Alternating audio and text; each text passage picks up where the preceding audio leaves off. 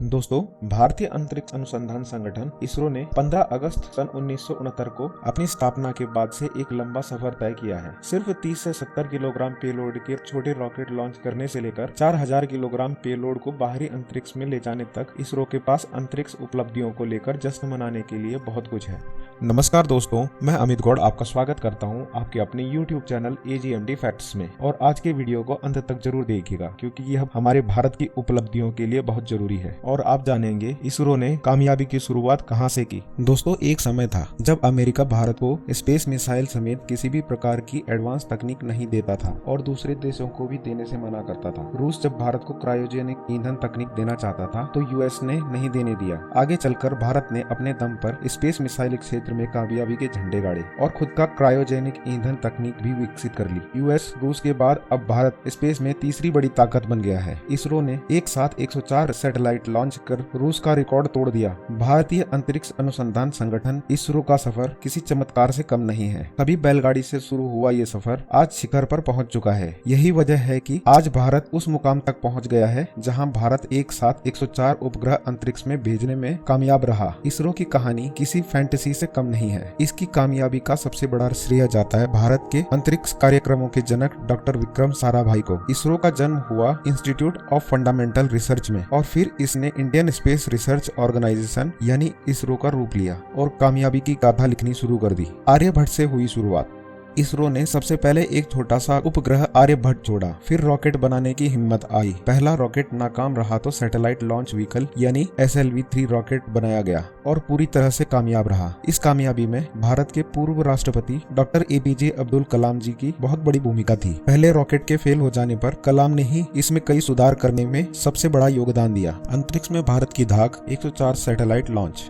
ऐसा पहली बार है जब इसरो ने एक ही प्रक्षेपण में 7 देशों के 104 उपग्रह अंतरिक्ष में छोड़े। इससे पहले रूस ने 2014 में एक ही रॉकेट के जरिए 37 उपग्रह भेजे थे। 104 उपग्रहों में से 88 अमेरिकी कंपनी प्लैनेट लैब्स के हैं। डव सैटेलाइट्स कहलाने वाले ये छोटे उपग्रह 100 ऐसे उपग्रहों का हिस्सा है जिनकी मदद से धरती की सटीक और उच्च क्वालिटी की तस्वीर खींची जा सके। इतने सारे उपग्रहों को एक साथ अंतरिक्ष में छोड़ना आसान काम नहीं है। बेहद तेज गति से चलने वाले अंतरिक्ष रॉकेट के साथ एक सैटेलाइट के प्रक्षेपण का तालमेल बिठाने के लिए बेहद काबिल टेक्नीशियनों और इंजीनियरों की जरूरत पड़ती है। हर सैटेलाइट तकरीबन 7.5 किलोमीटर प्रति सेकंड की रफ्तार से प्रक्षेपित होता है। अंतरिक्ष प्रक्षेपण के बेहद फायदेमंद बिजनेस में इसरो को नया खिलाड़ी माना जाता है। Mangalyaan Mars orbiter mission Bharat का प्रथम मंगल अभियान है। यह भारत की प्रथम ग्रहों के बीच का मिशन है। यह भारतीय अंतरिक्ष अनुसंधान संगठन की एक महत्वाकांक्षी अंतरिक्ष परियोजना है। इस परियोजना के अंतर्गत 5 नवंबर 2013 को 2:38 पर मंगल ग्रह की परिक्रमा करने हेतु छोड़ा गया एक उपग्रह आंध्र प्रदेश के श्रीहरिकोटा स्थित सतीश धवन अंतरिक्ष केंद्र से ध्रुवीय उपग्रह प्रक्षेपण यान PSLV-C25 के द्वारा सफलतापूर्वक छोड़ा गया। इसके साथ ही भारत भी अब उन देशों में शामिल हो गया जिन्होंने मंगल पर अपने यान भेजे। वैसे अब तक मंगल को जानने के लिए शुरू किए गए 2/3 अभियान असफल रहे हैं, परंतु 24 सितंबर 2014 को मंगल पर पहुंचने के साथ ही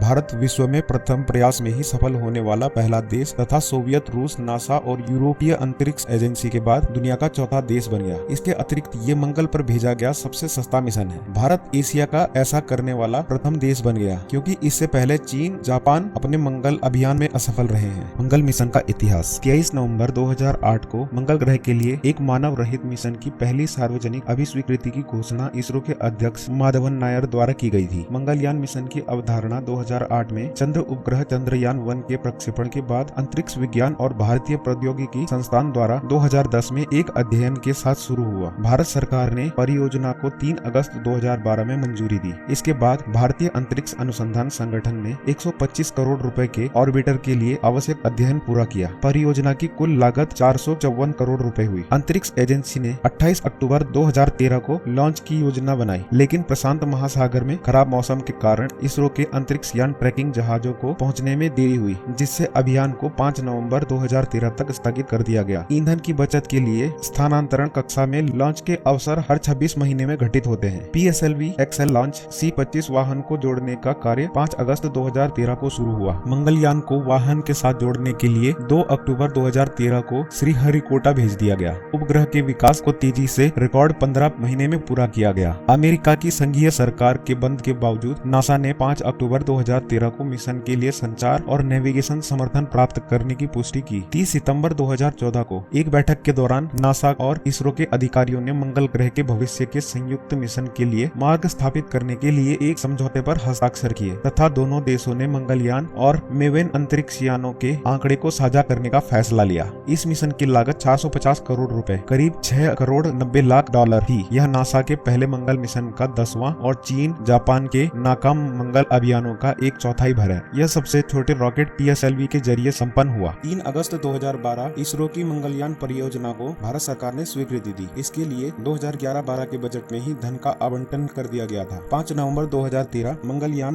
मंगलवार के दिन दोपहर भारतीय समय 2:38 पर श्रीहरिकोटा आंध्र प्रदेश के सतीश धवन अंतरिक्ष केंद्र से ध्रुवीय प्रक्षेपण यान PSLV C-25 द्वारा प्रक्षेपित किया गया। 3:20 के निर्धारित समय पर PSLV C-25 के चौथे चरण से अलग होने के उपरांत यानी पृथ्वी की कक्षा में पहुंच गया और इसके सोलर पैनलों और डिस्क का आकार के एंटीना ने कामयाबी से काम करना शुरू कर दिया था। 5 नवंबर से 1 दिसंबर 2013 तक यह पृथ्वी की कक्षा में घूमता रहा तथा ऑर्बिट सामंजस्य से जुड़े 6 महत्वपूर्ण ऑपरेशन हुए। इसरो की योजना की गुरुत्वीय क्षमता के भरपूर इस्तेमाल के कारण मंगलयान को लाइन वेग देने की थी। यह काफी धैर्य का काम था। इसे 6 चरणों में 1 दिसंबर 2013 तक पूरा कर लिया गया। 7 नवंबर 2013 भारतीय समयानुसार 1:17 पर मंगलयान की कक्षा को ऊंचा किया गया। इसके लिए बेंगलुरु के पिन्या स्थित इसरो के अंतरिक्ष यान नियंत्रण केंद्र अंतरिक्ष यान के 440 न्यूटन लिक्विड इंजन को 416 सेकंडों तक चलाया गया, जिसके परिणाम स्वरूप पृथ्वी से मंगलयान का शिरोबिंदु पृथ्वी से अधिकतम दूरी पर स्थित बिंदु 28,825 किलोमीटर तक ऊंचा हो गया, जबकि पृथ्वी से उसका निकटतम बिंदु 252 किलोमीटर हो गया। 11 नवंबर 2013 को नियोजित चौथे चरण में शिरोबिंदु को 130 मीटर प्रति सेकंड की गति देकर लगभग 1 लाख किलोमीटर तक ऊंचा करने की योजना थी, किंतु लिक्विड इंजन में खराबी आ गई। परिणामतः इसे मात्र 35 मीटर प्रति सेकंड की गति देकर 71,623 से 78,276 किलोमीटर ही किया जा सका। इस चरण को पूरा करने के लिए एक पूरक प्रक्रिया 12 नवंबर 5 बजे IST के लिए निर्धारित की गई। 12 नवंबर 2013 एक बार फिर मंगलवार मंगलयान के लिए मंगलमय सिद्ध हुआ। सुबह 5:03 303.8 सेकंड तक इंजन दागदार यान को 78,276 से 1,18,642 किलोमीटर शिरोबिंदु की कक्षा पर सफलतापूर्वक पहुंचा दिया गया। 16 नवंबर 2013 पांचवी और अंतिम प्रक्रिया में सुबह 1:27 पर 243.5 सेकंड तक इंजन दागदार यान को 1,92,874 किलोमीटर के शिरोबिंदु तक उठा दिया गया। इस प्रकार यह चरण भी पूरा हुआ।